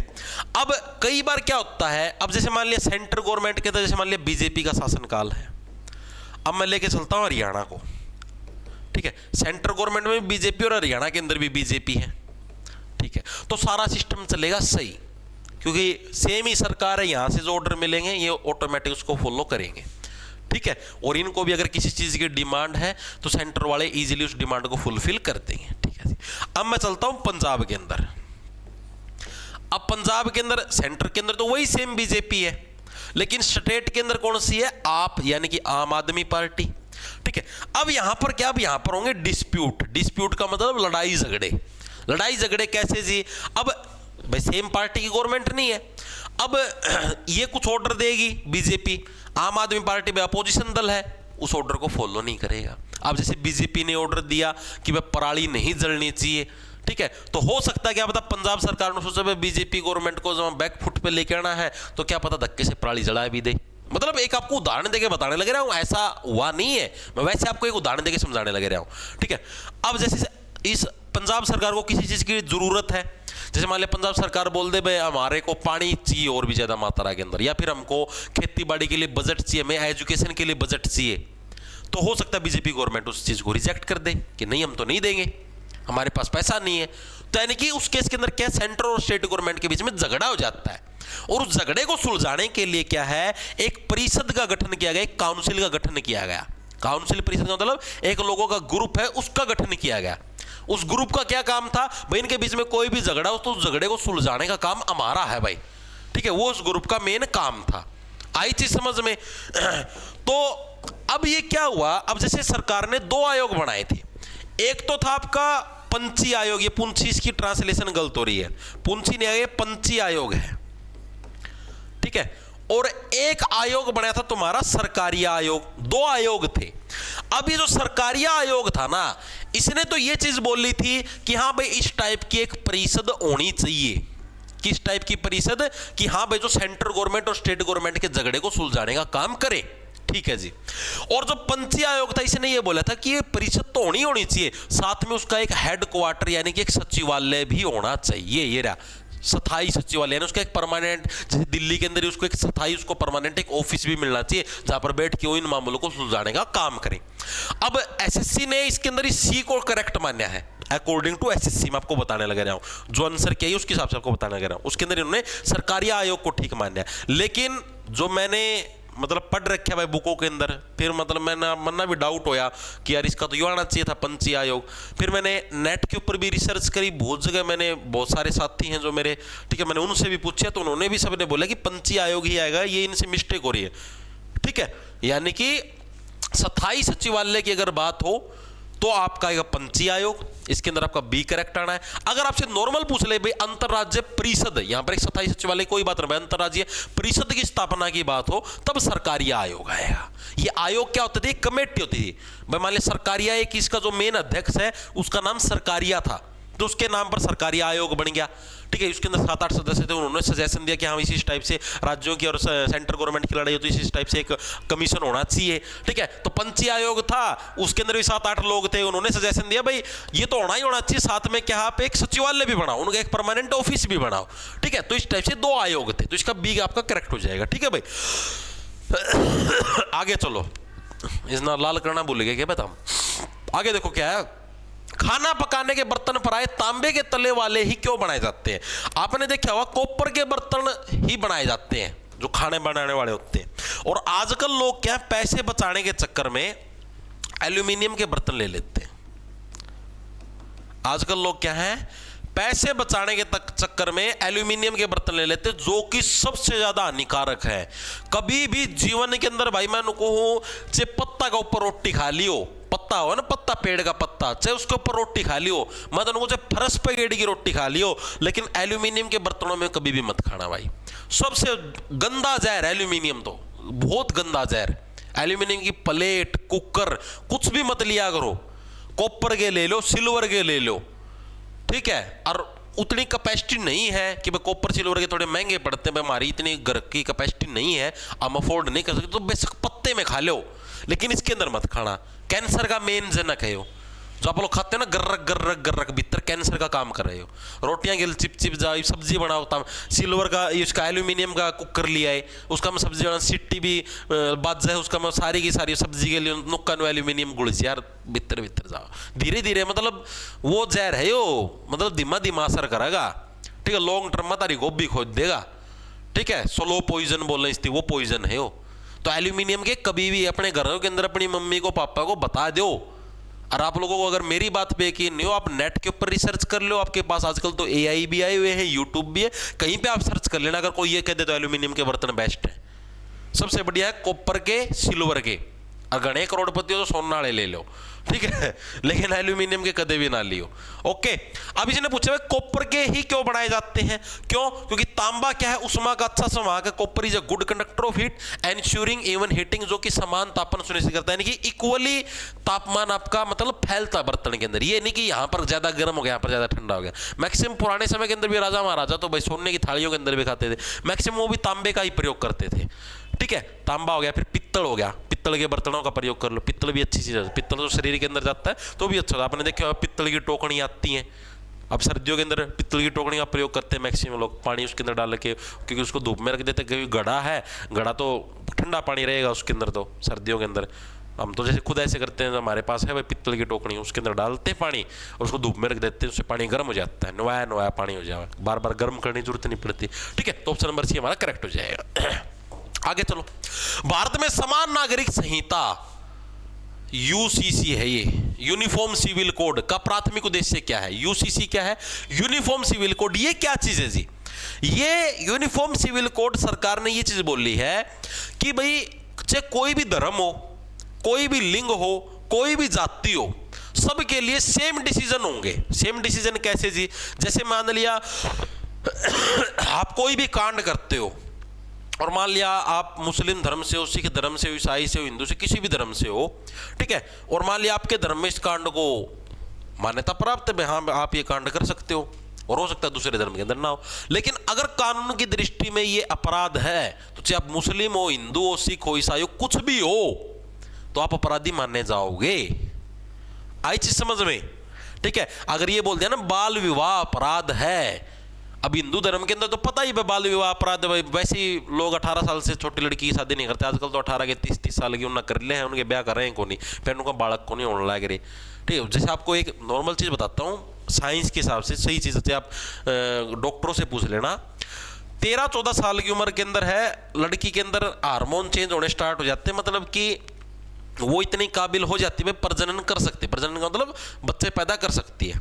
ठीक है। हालांकि ये सोचते हैं बच्ची भी पढ़े लिखेगी और करेगी, कोई दिक्कत नहीं। 18 साल शादी की उम्र कर दी, बहुत सही है, कोई दिक्कत नहीं भाई। छोटी छोटी बच्ची, उसमें डेथ की संभावना भी ज़्यादा रहा, छोटी छोरी खुद है, वह भी एक बालक जन्म दे तो मृत्यु की संभावना ज़्यादा रहती है। तो ठीक है भाई, 18 कर दी, एक परफेक्ट एज है। लेकिन आजकल की लड़कियाँ शादी नहीं करती, 30-30 साल की हो जाए हैं, 30 साल की उम्र में फिर शादी करेंगी, फिर 2-3 साल तक अभी तो हम ट्रैवल करेंगे, अभी तो हम लाइफ को एंजॉय करेंगे, अभी तो मेरा ही बचपना खत्म नहीं हुआ है, अभी तो मैं बच्चे नहीं जन्मूंगी। ठीक है। फिर वो फैमिली प्लान कौन करे, फिर वो 30 हो जाएंगे, 32-33 के। ठीक है। फिर उन्होंने सोचा हाँ ये बच्चा पैदा करा, फिर वो जो अंदर की जो वो प्रजनन जो क्षमता हुआ है, ठीक है, जो वो एग रिलीज होया करें और जो चीज़ें फर्टिलाइजेशन वाला सिस्टम हुआ है, फिर उनका वो सौदा कमजोर पड़ गया है। ठीक है। पुरुष के शुक्राणु वीक पड़ जाए, महिला के अंडाणु वीक पड़ जाए, कमजोर पड़ जाए, फिर बालक जमा कौन, फिर IVF सेंटर में हंडी जावे, आर्टिफिशियल तरीके से बच्चा जमवान दे है। जब टेम भाई कैरियर के ऊपर ध्यान दो, उसके ऊपर आपको कोई नहीं रोकने लग रहा। ठीक है। लेकिन शादी ये है भाई, एक आइडियल एज में बताने लग रहा हूँ, 25 से पहले पहले कर लो, अगर होती हो तो। ना होती हो भाई, इबके में है ही नहीं, ना है तो भाई उसका तो कोई इलाज नहीं। लेकिन फिर भी बताने लग रहा हूं, अगर एक बेहतर स्वास्थ्य चाहते हो, आप जीवन के उद्देश्य को मत भूलो। भगवान ने आपको जन्म किस लिए दिया है भाई? इसलिए तुम सरकारी नौकरी करो या प्राइवेट नौकरी करो और पागल हो रहो सब दिन। आपको जीवन किस लिए दिया है? खाओ पियो, शरीर को तंदुरुस्त रखो, ठीक है, विवाह करो, प्रजनन करो, बच्चे जामो, इसलिए जीवन दिया है। उस जीवन के उद्देश्य को तुम खत्म करते हो जाने लग रहे हो ना। हम तो पागल हो रहांगे, जब तक नौकरी नहीं मिलेगी, जब तक मैं स्टेबल नहीं हो जाऊंगा, तब तक मैं होया रहूंगा पागल। तो ये चीजें भी तो जरूरी हैं भाई, तो इधर भी थोड़ा ध्यान दो। ठीक है। अब ये यूनिफॉर्म सिविल कोड क्या, जैसे मान लिया हिंदू धर्म के अंदर ये कानून है भाई, हाँ 18 साल से कम की शादी नहीं होगी। अब जो मुस्लिम धर्म है उसके अंदर ये भाई 14-15 साल की कर दो शादी, कोई दिक्कत नहीं है। लेकिन अगर आप भारत में रहने लग रहे हो तो हिंदू हो या मुस्लिम हो, 18 साल की एज है तो 18 साल की एज, यानी मुस्लिम कम्युनिटी के ऊपर भी वो रूल लागू होगा। इसी को बोलते हैं यूनिफॉर्म सिविल कोड। ठीक है। तो इसका मेन उद्देश्य क्या, सभी नागरिकों के लिए एक समान आपराधिक कानून स्थापित करना। ठीक है। ऑप्शन नंबर आप ये तो गलत हो जाएगा, जैसे अभी आपको और भी ऑप्शन पढ़ने चाहिए, अगर आप डायरेक्ट इसको देख के टिक मार दोगे तो गलत हो जाएगा। प्रत्यक्ष और अप्रत्यक्ष कर का तो टैक्स का तो कोई रिलेशन है को नहीं यार। सभी नागरिकों के लिए चाहे उनका धर्म कुछ भी हो, एक समान व्यक्तिगत कानून उपलब्ध करवाना, ऑप्शन नंबर सी। अब जैसे अगर आप कई बार सारे ऑप्शन ना पढ़ो तो पहला ऑप्शन देख के अब इसका टिक मार दो, जैसे मैं भी इसका टिक मारने वाला था, लेकिन फिर मेरे ध्यान में आया, मैंने ऑप्शन देखा धर्म वाली लाइन, फिर यहां पर आया। ठीक, ऑप्शन नंबर सी हमारा करेक्ट होगा। अगला देखो क्या है, ये कृषि आएगा, कृषि अवसंरचना कोष, जिसको बोलते हैं IAF ना, IAF नहीं, AIF आना था ये, AIF, agriculture infrastructure fund, provide support for, किसके लिए सहायता प्रदान करता, आपको बताता हूं ये क्या चीज है। एग्रीकल्चर इंफ्रास्ट्रक्चर फंड, इंफ्रास्ट्रक्चर का मतलब क्या होता है, जो भी हमारे पास चीजें हैं, जैसे इंफ्रास्ट्रक्चर मतलब मेरे पास एक बिल्डिंग है, उसके अंदर मैं अपना ऑफिस चलाने लग रहा हूँ, मेरे पास एक फैक्ट्री है, या फिर मेरा देश है, मैं देश का राजा हूँ, तो भाई मेरे पास मैंने इंफ्रास्ट्रक्चर इतना अच्छा बना रखा है, मैंने सड़कें अच्छी बनाई है, मैंने हॉस्पिटल अच्छे बनाया, कुछ भी अच्छा बनाया है, उसको इंफ्रास्ट्रक्चर बोलते हैं। यानी कि क्या क्या चीजें हैं मेनली। ठीक है। तो अब क्या है भाई, ये कृषि और अवसंरचना कोष, ये क्या है, इसका इंफ्रास्ट्रक्चर, इसका क्या मतलब है। अब जैसे मान लिया आपने गेहूं का उत्पादन कराया, ठीक है, अभी बारिश होने लग रही है, तो आप उस गेहूं को भी मंडी के अंदर बेचने नहीं जा सकते, या फिर अगर मंडी के अंदर जाते हो भी वहां पर गेहूं गिरवा भी लेते, मान लिया बहुत बल्क मात्रा में गेहूं आने लग रहा है, तो उस गेहूं को रखेंगे आप पर, बारिश के अंदर बिक के खराब हो जाएगा। तो ऐसे केस के अंदर क्या भाई, सरकार क्या फंड यानी कि पैसे प्रोवाइड करवाती है भाई, आप एक अलग से ऐसे मतलब एक कोल्ड स्टोरेज टाइप बना लो। ठीक है। आप अपने गेहूं को, अगर आपकी अच्छी वैरायटी है तो उसको स्टोर करके रख लो यहां पर अपने घर के अंदर, एक या फिर कोई एक बड़ा सारा गोदाम बना के, ठीक है, आप आसपास के लोगों के भी गेहूं खरीद के यहाँ पर रख लो, और जिस टाइम रेट थोड़ा बढ़ जाए उस टाइम इसको बेच दो। ठीक है, यानी कोल्ड स्टोरेज बना दिया। फिर जैसे आपको कोई दिक्कत, कोई सब्जियां हैं अब कम दाम मिलने लग रहा है, इन फ्यूचर अच्छा दाम मिल सकता है, तो उसका कोल्ड स्टोरेज बना दो, फ्रीजर वगैरह के अंदर उन सब्जियों को रख दो, बाद में बेच दो। जैसे अब नहीं होता, गाजर वगैरह सर्दियों में आती है अब, लेकिन गर्मियों के अंदर भी आप देखते हो गाजर मिलती है। मटर भी सर्दियों में आती थी, पूरे साल मटर चलती है, वो कोल्ड स्टोरेज के अंदर चलती है। तो यानी कि कृषि लॉजिस्टिक्स और कोल्ड चेन, ठीक है, कोल्ड चेन का मतलब ये जो कोल्ड स्टोरेज बनाते हैं, ये इसका मेन उद्देश्य है भाई, इसके लिए पैसे प्रोवाइड करवाना। ठीक है भाई, आगे चलो। नीचे दिए गए कथनों के अभिकथन और कारण को चिन्हित करके पढ़े। ये तो इनके मेन प्रिय प्रश्न हो रहे हैं। पहला कथन देखो क्या है, भारत औद्योगिक आएगा, औद्योगिक कह रहे हैं, उधर से देख लेंगे। India industrial and bank provide GIS based information. भारतीय औद्योगिक भौमिक बैंक, यहाँ पर कुछ मतलब गलत हो रहा है, यहाँ पर कुछ आएगा, भारतीय औद्योगिक बैंक GIS आधारित जानकारी। मैं चेक कर लेता हूँ मैं फोन में, इसका क्या आएगा, इंडियन इंडस्ट्रियल एंड बैंक, भारतीय औद्योगिक बैंक, भारतीय औद्योगिक बैंक डायरेक्ट हो जाएगा यार, ये इसको काटो। भारतीय औद्योगिक बैंक GIS आधारित जानकारी प्रदान करता है। दूसरा, इसका प्रबंधन खान मंत्रालय द्वारा। ये क्या है भारतीय औद्योगिक बैंक, ये आपको मैं चीजें बताता हूं, इसको एक बार थोड़ा ध्यान से समझ लेना। ये भारतीय, देखो पहले तो ये समझो GIS, ये क्या चीज है? GIS आपका जियोग्राफिक इंफ्रास्ट्रक्चर सिस्टम, जियोग्राफिक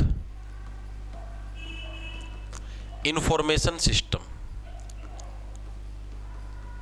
ये क्या है जी, ये आपको समझाता हूं। अब ये एक क्या, देखो ध्यान से देख लेना, भारतीय औद्योगिक बैंक ये क्या है? ये एक तरीके से आपका एक सर्वर है, एक वेबसाइट टाइप है भाई, या फिर एक बैंक मान लो। ये आपकी इंफॉर्मेशन प्रोवाइड करवाता है अलग अलग उद्योगों के लिए भूमि की। जैसे मान लिया भाई मेरे को फैक्ट्री स्थापित करनी है, भाई मेरे को मान लिया कि जैसे मानता हूं भाई मेरे को मध्य प्रदेश के अंदर कोई फैक्ट्री स्थापित करनी है, किसी भी चीज की, मान लिया कागज बनाने की फैक्ट्री स्थापित करनी है, ठीक है, और मेरे को भूमि चाहिए, लैंड चाहिए उसके लिए। अब मेरे को भूमि चाहिए, उसके लिए मैं कहां पर, मैं इस पोर्टल के ऊपर आऊंगा, ये जो भारतीय औद्योगिक बैंक वाला पोर्टल, इसके ऊपर आऊंगा मैं, ठीक है। इस पोर्टल के ऊपर सारी इंफॉर्मेशन मिलेगी, वहां पर मेरे को अपनी इंफॉर्मेशन भरनी है, भाई मेरे को इस पर्पज के लिए लैंड चाहिए, तब वहां पर लिखा जाएगा कि आप यहां पर लैंड लगा सकते हो, ये जगह भी अच्छी, यहां पर इतने एकड़ भूमि है, आप यहां पर लैंड, यहां पर अपनी फैक्ट्री लगा सकते हो, यहां पर इतने गज की भूमि है, आप यहां पर वो कर सकते हो। तो इस टाइप की इंफॉर्मेशन ये प्रोवाइड करता है, ठीक है। यानी क्या है हमारा भाई, India industrial and bank provides GI based information. GIS का मतलब समझ गए, यानी जोग्राफिक इंफॉर्मेशन सिस्टम, ये वाली बेस की इंफॉर्मेशन देता है। यानी पहला कथन बिल्कुल सही है। अब किसी बच्चे को GIS का पता ही ना हो तो क्या बताएगा, ठीक है। सेकंड हमारा क्या है, इसका प्रबंधन खान मंत्रालय। यार खान का तो कोई रोड़ा ही नहीं है भाई, लेकिन जिस बच्चे को GIS का नहीं पता वो खान वाला बेटी कमा रहा है। खान मंत्रालय का इसका काम नहीं, ये किसके अंदर आता है, वाणिज्य एवं उद्योग मंत्रालय, ठीक है। उद्योगों की बात होने लग रही है ना, तो ये उद्योग मंत्रालय, फैक्ट्री के लिए भूमि ढूंढने लग रहे हो तो वाणिज्य एवं उद्योग एवं वाणिज्य जो मंत्रालय है उसके अधीन ही आता है, ठीक है। तो यानी ओनली कथन नंबर आपका 1 है वो सही, यानी A is true but R is false, ठीक है। तो इसको ठीक करना। आगे चलो अगला देखो क्या हमारे पास, निम्नलिखित में से कौन सा कथन भारत के वस्त्र उद्योग की अनूठी विशेषता को सही ढंग से उजागर करता है? भाई जो भारत के अंदर जो वस्त्र उद्योग है, कपड़ों का उद्योग है, उसकी कौन सी, मतलब उसका कौन सा कथन है पढ़ा जो कि उसकी विशेषता को अच्छे से रिफ्लेक्ट करके दिखाता है आपको? यह केवल कच्चे माल के निर्यात पर ध्यान केंद्रित करता है। भाई अपना जो कपड़ा उद्योग है, क्या वो सिर्फ जो रॉ मटेरियल का मतलब जैसे अपना धागा हो गया, सुई होगी, क्या हम उसी को बेचने का काम करते हैं? नहीं, हमारे कपड़े उद्योग में ऐसा नहीं है। हमारे पास तो क्या है, धागे भी खुद के होते हैं ना, हमें किसी और देश से इंपोर्ट करने पड़ते हैं। हमको क्या कोई भी जो धागा होता है, सूती, सिल्क, कुछ भी हो, हमें किसी और देश से इंपोर्ट करने की जरूरत नहीं है। हमारे पास पर्याप्त मात्रा में धागे होते हैं, ठीक है। हम खुद ही कपड़ों का निर्माण कर सकते हैं और हम तो बड़े बनाए कपड़े निर्यात करते हैं, ठीक है। सेकंड हमारा, यह आंशिक रूप से आत्मनिर्भर और अंतिम उत्पाद आयात करता है। हम वैसे तो आत्मनिर्भर है, हम बनाते हैं, लेकिन जो आखिरी उत्पाद यानी जो फाइनल जो कपड़ा बन के आता है वो हम दूसरे देश से इंपोर्ट करते हैं। नहीं, ऐसा भी नहीं है। यह संपूर्ण मूल्य श्रृंखला में आत्मनिर्भर है, यानी कि क्या है ये option number, it is self reliant across the full value chain. मतलब ये जो भारत का जो कपड़ा उद्योग है ना, ये हर तरीके से आत्मनिर्भर है। हर तरीके से कैसे, हम लोग धागे का उत्पादन भी खुद करते हैं, कपड़ा भी खुद बनाते हैं और बेचते भी खुद हैं, ठीक है, और अपने हिसाब से उसका प्राइस डिसाइड करते हैं। हमें किसी ऊपर निर्भर रहने की जरूरत नहीं है भाई वो देश हमको ये चीज देगा तो हम ये चीज बना पाएंगे। ठीक है, जैसे बहुत सारी चीजें यार, स्मार्टफोन बनाना है भाई, कोई से इक्विपमेंट स्मार्टफोन के किसी और देश से आते हैं, कुछ इक्विपमेंट है वो किसी और देश से आते हैं, तो उसके ऊपर हमें दूसरे देशों के ऊपर निर्भर रहना पड़ता है, लेकिन यहाँ पर नहीं रहना पड़ता। ऑप्शन नंबर सी हमारा करेक्ट हो जाएगा। ठीक है, कौन सा अनुच्छेद राष्ट्रपति को अंतरराज्य परिषद स्थापित करने का, अभी बताया था ना, अंतरराज्य परिषद किस आयोग की सिफारिश पर, सरकारी आयोग की सिफारिश पर परिषद आई थी। ठीक है, और इसका अगर सचिवालय की बात करें तो कौन सा वो था आपका आयोग, बताओ, अभी अभी तो करवाया था यार, सरकारी आयोग है वो तो किस लिए है, वो तो परिषद की स्थापना के लिए है। दूसरा आयोग था वो किस लिए है, ये चीज तो बताओ मेरे को। शाबाश शाबाश, बहुत बढ़िया, पंची आयोग। हाँ ठीक है, तो कौन सा अनुच्छेद राष्ट्रपति को अंतरराज्य परिषद, अब राष्ट्रपति के हाथ में पावर होती है भाई, हाँ भाई अलग अलग राज्यों के बीच में लड़ाई झगड़े को सोल्व करने के लिए एक अंतरराज्य परिषद, अंतरराज्य का मतलब दो राज्यों के बीच की एक परिषद की स्थापना करे या फिर सेंट्रल गवर्नमेंट के बीच में लड़ाई। तो आर्टिकल नंबर 263 अंतरराज्य परिषद स्थापित होगी बिल्कुल फ्री, कोई पैसा नहीं लगेगा, राष्ट्रपति जी अपने पैसों से स्थापित करेंगे। ठीक है, 263 इस तरीके से आप लोग याद रख सकते हो। ठीक है, आगे चले, आगे चलो। वायुमंडलीय परतों के संबंध में कथनों का मूल्यांकन करें। मैं कौन सा कथन सही कौन सा गलत है, परत आपको सारी करवा चुका हूं। सबसे पहले अक्षोभ मंडल आता है। ठीक है, अक्षोभ मंडल जिसको ट्रोपोस्फियर बोलते हैं, अक्षोभ मंडल। उसके बाद आपका स्ट्राटोस्फियर आता है। ठीक है, जिसको समताप मंडल बोलते हैं। क्या बोलते हैं, समताप मंडल बोलते हैं। ये ही दो मेन है जो कि एग्जामिनर पूछता है। अक्षोभ मंडल कौन सा होता है, जिसके अंदर हमारी मौसम संबंधित सारी घटनाएं होती हैं, बादल आ गए, बारिश आ गई, ठीक है, बारिश वाले बादल आ गए, या जो हम लोग सांस लेने लग रहे हैं, जो हमारा पर्यावरण, ऑक्सीजन सारी अक्षोभ मंडल के अंदर है। स्टार्टो के अंदर हमारी क्या चीज स्टार्ट होती है, तो एरोप्लेन स्टार्ट हो जाती है। इस तरीके से याद रख लो, स्टार्टो के अंदर चीजें स्टार्ट होगी। एक तो हमारी एरोप्लेन उड़नी स्टार्ट हो जाती है, दूसरी हमारी ओजोन लेयर भी यहीं पर स्टार्ट होती है। इस तरीके से दोनों चीजें स्टार्टो के अंदर। अब यहां पर देखो ऑप्शन, अधिकांश मौसमी घटनाएं समताप मंडल में होती है, स्टार्टो में होती है नहीं, मौसमी घटनाएं तो अक्षोभ मंडल में होती है। दूसरा, ओजोन परत मुख्यतः अक्षोभ मंडल में, गलत है, ओजोन परत तो स्टार्टो के अंदर, यानी कि दोनों के दोनों कथन हमारे गलत है, डी हमारा करेक्ट हो जाएगा। ठीक है, आगे चलो भाई। बौद्ध मूर्ति कला के शैलीगत विकास के आधार पर निम्नलिखित स्थलों को कालानुक्रमिक क्रम में व्यवस्थित करें। बौद्ध मूर्ति कला यानी जो बुद्ध धर्म के अंदर जो आपको मूर्तियों की जो अलग अलग कला देखने को मिलती है ना, वह सबसे पहले वो कला कहां पर आई, फिर कहां पर फैली और फिर कहां पर गई, उसके हिसाब से आपको इनको व्यवस्थित करना। तो सबसे पहले जो कला आई थी बौद्ध धर्म की, वो आपकी आई थी बरहुत के अंदर, उसके बाद गई सांची स्तूप के अंदर, उसके बाद गई मथुरा के अंदर, यानी BCA ऑप्शन नंबर हमारा ए है, करेक्ट हो जाए। थोड़ा मुश्किल लेवल का क्वेश्चन था, ठीक है, और इस टाइप के क्वेश्चन अगर आते हैं तो वो पर्सन लगभग सभी बच्चे गलत करते हैं, क्योंकि बहुत ज्यादा डीप पूछेगा जरूरत से ज्यादा। ठीक है, इसको मैं एज ए टीचर मैं करवाता हूँ, आप लोगों को सारी चीजें करवाता हूँ, मेरे को मतलब खुद को ये चीज महसूस हो जाती है भाई ये चीज तो बहुत ज्यादा कठिन है। ठीक है, तो ये चीज आपको करने की जरूरत नहीं, क्योंकि ग्रेजुएट लेवल का एग्जाम का पर्सन है, आपके इसका आना भी बहुत मुश्किल है, बहुत रेयर चांस आपकी आ जाए। ठीक है, रेयर ऑफ रेयरेस्ट केस अगर आ भी जाता है इस टाइप का, तो मतलब सभी बच्चे स्किप करें। इसका नंबर ये समझ लो, मतलब ये कंपटीशन से ही बाहर की चीज है। ठीक है, तो इसके अंदर कंफ्यूज होने की यार घबराने की जरूरत नहीं है। अब ये क्वेश्चन है यार, ये तो इजी नॉर्मल आप आर्टिकल करते हो उसके अंदर देखने को मिलता है। ठीक है, ये क्वेश्चन भी आपके इजी, मतलब इजी का तो मैंने कौन कहता है, हर एक बच्चा नाम है, मतलब कहने का मकसद ये है कि भाई बच्चा अगर इनको तैयार करके जाए तो इजिली कर सकता है, कहने का मतलब ये है मेरा। अगला प्रश्न देखो क्या है, मदुरई के चिथिरड़ी गलत, चितिरई आएगा, चिथिरड़ नहीं, चितिरई। मदुरई कहां पर है जी, तमिलनाडु के अंदर।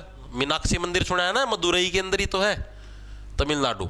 मदुरई के चितिरई महोत्सव के बारे में कौन सा कथन सही है। चितिरई महोत्सव ये क्या चीज होती है जी, चितिरई महोत्सव के अंदर क्या होता है, मदुरई यानी तमिलनाडु के अंदर सेलिब्रेट किया जाता है। वहां पर उस टाइम भगवान शिव और माता पार्वती की शादी की जाती है शायद, मतलब इस टाइप का फेस्टिवल, मेरे को एग्जैक्टली ध्यान नहीं है। ठीक है, पहले करवाया हुआ था। और यहाँ पर क्या भगवान विष्णु है, उनको क्या बोला गया, उनको भगवान कल जगर बोला गया है। ठीक है, भगवान विष्णु को क्या है, कल जगर बोला गया। और भगवान विष्णु यहाँ पर क्या, सोने के घोड़े के ऊपर बैठ के आते हैं शादी के अंदर। ठीक है, सोने के घोड़े के ऊपर बैठ के आते हैं शादी को अटेंड करने के लिए, ऐसा मान के इस फेस्टिवल को सेलिब्रेट किया जाता है। तो याद रखना, जो चितिरई महोत्सव किस लिए है हमारा, भगवान कल जगर का स्वर्णिम घोड़े पर आगमन होता है, और इसीलिए क्या है ये चितिरई फेस्टिवल। आपसे पूछ भी ले चितिरई फेस्टिवल कहां पर, ये तो करवा रखा है। ठीक है, कहां पर आपका, तमिलनाडु के अंदर, मदुरई के अंदर ही आपका सेलिब्रेट किया जाता है। इस तरीके से आपको याद रखना, बेसिक सी चीज है। आगे चले, अगला देखो अगला कौन सा है। हिंदुस्तानी शास्त्रीय संगीत में संरचित संगीत रचना के लिए क्या शब्द है? ठीक है, संरचित, संरचित कौन सी होती है भाई, यानी कि जो हिंदुस्तानी शास्त्रीय इसके अंदर जैसे मान लीजिए संगीत रचना, संरचित कौन सी होती है? संरचित का मतलब जिसकी एक फिक्स कंपोजिशन बनी हो। कंपोजिशन कैसे? जैसे कोई भी गाना है, हाथों ने कलियो कलियो रे, हाथों ने कलियो कलियो रे,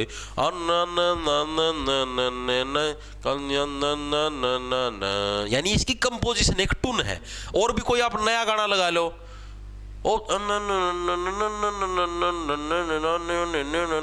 यानी एक कंपोजिशन एक टून है।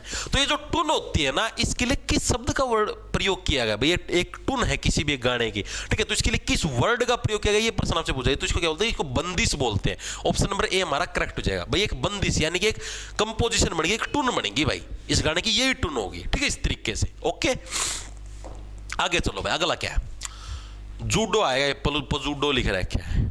जूडो में बेल्ट, रैंक और प्रतियोगिता क्षेत्र के संबंध में कथनों पर विचार करें। बेल्ट रैंक आपको समझाता हूं एक बार के लिए, पहले समझ लोगे ना। जूडो गेम मैंने आपको करवा रखा है, इसके बेल्ट रैंक थोड़े अलग होते हैं। इसके अंदर दो टाइप के रैंक होते हैं, एक तो क्यू ग्रेड के, ठीक है, एक होते हैं डैन ग्रेड के, ठीक है। इसके अंदर जो रैंक होते हैं जूडो के अंदर, वो दो टाइप के होते हैं, लिख लेना इनको साथ के साथ, है इनके नोट्स बना लेना। एक तो होते हैं क्यू ग्रेड के, 2 लेक्चर हो चुके हैं, आज हमारा तीसरा प्रैक्टिस सेट है, ठीक है। और एक होते हैं डैन ग्रेड के।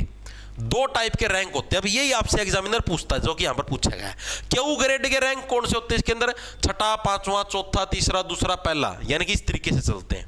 6th rank, 5th, 4th, 3rd, 2nd और आपका 1st, ठीक है। ये रैंक होते हैं क्यू ग्रेड के अंदर। अब इसके अंदर आपको बेल्ट मिलती है, मतलब एक तरीके से, ठीक है। अगर आप 6th ग्रेड के अंदर हो, आपसे पूछा हुआ है 6th क्यू ग्रेड के अंदर हो, तब आपको कौन सी बेल्ट मिलेगी? वाइट, सफेद, ठीक है। याद कैसे रखो भाई? 6ठी क्लास से क्या है, बुधवार और शनिवार को क्या है, सफेद ड्रेस पहननी मतलब कंपलसरी कर देते हैं।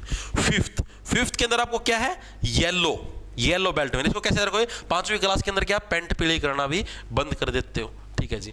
चौथी जो आपको रैंक मिले उसके अंदर क्या आपको? ऑरेंज, यानी नारंगी। कई बार आपको अगर हिंदी में लिखा मिल जाएगा तो ऑरेंज, संतरिया, नारंगी कलर आपका क्या है? चौथी क्लास के अंदर है। कैसे रहोगे? चौथ, जो चौथ होता है भैंस का, कभी आपने देखा संतरिया रंग का चौथ? नहीं, पीले रंग का होता है, ठीक है जी। जो 3rd रैंक होगा उसको मिला ग्रीन, यानी हरा, ठीक है। हमारे झंडे के अंदर हमारा जो तिरंगे के अंदर भी जो 3rd है वो क्या है? ग्रीन ही है, ग्रीन कलर है, ठीक है। 2nd नंबर पे हमारा ब्लू कलर, बीच में अशोक चक्कर का, ठीक है। वैसे तो व्हाइट है, लेकिन व्हाइट के ऊपर अशोक चक्कर हमारा ब्लू कलर का है, ठीक है। अब 1st नंबर पे क्या है? 1st आपका ब्राउन, ठीक है, क्योंकि आजकल के लड़कों को क्या ब्राउन गर्ल्स या ब्राउन मुंडे ज्यादा पसंद है, ठीक है। गर्ल्स को ब्राउन मुंडे ज्यादा पसंद है, तो यानी पहले नंबर पे गर्ल्स की पसंद कौन सा? ब्राउन मुंडे। ये आपको याद हुए क्यू ग्रेड की सारी बेल्ट। इसी टाइप से हमारी जो डैन ग्रेड है, डैन ग्रेड की बेल्ट कौन सी? इसके अंदर इतनी ज्यादा नहीं है। इसके अंदर एक तो 1st डैन है। 1st डैन के अंदर आपको कौन सी बेल्ट मिलती है? इंपॉर्टेंट है, पूछी जाती है, आपको अभी दिखाऊंगा इस क्वेश्चन के अंदर। 1st डैन के अंदर आपको काली बेल्ट मिलती है, काली बेल्ट।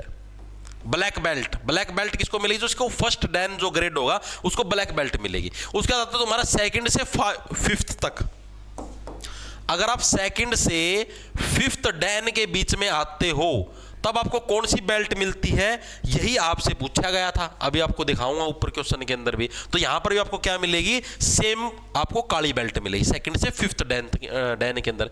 फिर आता आप 6th से 8th डैन के अंदर अगर आप आते हो तब आपको कौन सी बेल्ट मिलेगी? 6 से 8 डैन के बीच में। इसके अंदर आपको लाल सफेद कलर की बेल्ट मिलेगी। कैसी? लाल प्लस सफेद, ठीक है जी। और उसके बाद आता आपका जो लास्ट डैन हुआ था 9th से 10th, उसके अंदर आपको रेड कलर की, 9th से 10th के अंदर क्या आपको रेड कलर की आपको बेल्ट मिलती है। ये डैन है, ये 1st डैन, 2nd से 5th डैन, इस हिसाब से आपको, ठीक है। अब देखो प्रश्न क्या पूछा गया, आओ प्रश्न देखो क्या हमारा। लाल और सफेद बेल्ट 6ठे डैन से 8वें डैन सतर तक के जूडो के मतलब जूडोकाओं से जुड़ी होती है। बिल्कुल सही है भाई, 6ठे डैन से 8वें डैन, छठे से 8वें डैन के बीच में कौन सी लाल प्लस सफेद बेल्ट है, ये रही लाल और सफेद बेल्ट दिखी। इस टाइप से प्रश्न। दूसरा, आसन प्रतियोगिता क्षेत्रों के बीच कम से कम 1 मीटर का साझा सुरक्षा क्षेत्र बनाए। आसन का मतलब क्या होता है, जैसे मान लिया यहां पर आपके जूडो के 2 खिलाड़ी खेलने लगे, एक यहां पर एक यहां पर, ठीक है, यहां पर दूसरे खिलाड़ी, तो इनके बीच में कम से कम यहां पर 1 मीटर का गैप आपका होना चाहिए, ऐसा बोला गया है। ये गलत है, 1 की बजाय 3 मीटर का गैप होना चाहिए, ऐसा रूल होता है, ठीक है। तो दूसरा कथन आपका हो जाएगा गलत, पहला कथन आपका ओनली सही, ओनली 1 इज करेक्ट। चीजें समझ में आई या नहीं आई, दिमाग के अंदर घुसी या नहीं घुसी, ठीक है। और एक राउंड आपका 4 मिनट का होता है, 4 मिनट का मुकाबला होता है ये, ठीक है, ये भी याद रखना। टाइम पूछ ले तो 4 मिनट का, ओके। ये बेल्टों के ये पक्के याद रखना, क्यू ग्रेड और डैन ग्रेड। यहां पर डैन ग्रेड की बात थी तो मैंने डैन ग्रेड की बात करी, सीधा सा सिंपल यार। फर्स्ट से लेकर ये समझ लो, एक तो फर्स्ट डैन होता है, एक सेकंड से 5th, यहां तक तो सीधी काली है। छठी से 8वीं के अंदर सफेद और लाल है, 9वीं 10वीं के अंदर ओनली लाल है, बस इतना याद रखना। यहां पर ये मैंने आपको याद करवाई दी, ठीक है। आगे चलो, इसके बाद बस 1-2 प्रश्न और है। नीचे अभिकथन और कारण दिए गए, सही विकल्प चुनना है। पहला कथन क्या है, जनसंख्या वृद्धि को निरपेक्ष संख्याओं और प्रतिवर्ष प्रतिशत परिवर्तन के रूप में मापा जा सकता है। बिल्कुल सही। निरपेक्ष का मतलब भाई सीधी जो एक फिक्स जो संख्या है, एब्सोल्यूट जो नंबर है, जैसे मान लिया 5, 10, 11, मतलब सीधी संख्याओं के माध्यम से आप जनसंख्या के अंदर जो इंक्रीमेंट होने लगे उसको नाप सकते हो। और प्रतिवर्ष है कितने प्रतिशत की मतलब बढ़ोतरी या घटोतरी उसको मापते हैं, बिल्कुल सही कथन। दूसरा, केवल निरपेक्ष संख्याओं में वृद्धि को मापने से समय के साथ जनसंख्या प्रवृत्तियों की विस्तृत जानकारी मिलती है। जो आप जो निरपेक्ष संख्या यानी एब्सोल्यूट नंबर का मतलब सीधे ये जो 5, 10 है फिक्स नंबर है, सिर्फ इन्हीं के हिसाब से आप लोग मतलब एग्जैक्ट वृद्धि को नाप सकते हो, ऐसा गलत है, ठीक है। पॉइंटों के अंदर भी आती हैं यार, 5.2, 10.4, मतलब ये चीजें भी आती हैं। ऐसा थोड़ी ना भाई केवल आप इन्हीं के माध्यम से जनसंख्या की जो प्रवृत्ति है उसकी विस्तृत जानकारी ले, नहीं, ठीक है। तो यानी आपका only A is true but R is false, ठीक है, सी आपका करेक्ट हो जाएगा। आगे चलो, लास्ट क्वेश्चन आपकी आज की क्लास का कैग के बारे में, बड़ा ही अच्छा प्रश्न और इजी प्रश्न। आओ, पहली चीज तो कैग है। कैग का काम क्या होता है, फुल फॉर्म देख लो, कंप्ट्रोलर एंड ऑडिटर जनरल। इसकी फुल फॉर्म क्या होती है, कंप्ट्रोलर एंड ऑडिटर जनरल। यहां पर ये भी होगी कंप्ट्रोलर एंड ऑडिटर जनरल, ये इसकी फुल फॉर्म होती है। एक तो ये आपको याद रखना है, हिंदी में बोले तो महालेखा नियंत्रक एवं महालेखा परीक्षक, ये इसकी हिंदी के हिसाब से फुल फॉर्म होती है, ठीक है। भारत के संविधान के अनुच्छेद नंबर 148 के अंदर आपको इसका वर्णन मिलता है। 148 का मतलब हो गया अड़ना।